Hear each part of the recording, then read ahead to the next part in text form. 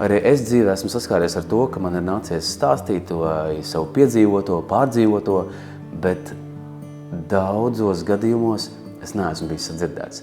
Un tad es sāku eksperimentēt, sāku būt atšķirīgs no citiem un sāku būt ātrāks, sarežģītāks bērns ar dažādiem izaicinājumiem. Jo tieši tad mani pamanīja, jā, es biju agresīvs, jā, es biju nesavaldīgs, jā, es biju hiperaktīvs. Es izeksperimentēju pilnīgi visu. Sākot ar aizliegtām lietām, sākot ar robežu pārbaudīšanu. Un tad, kad es saņēmu savu atbalstu no savu pieaugušā, tad es sapratu, ka es beidzot esmu sadzirdēts.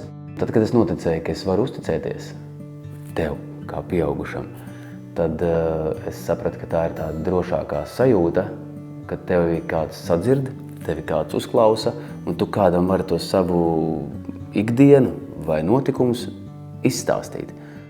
Vienam bērnam viens drošs pieaugušais ir zelta vērtība.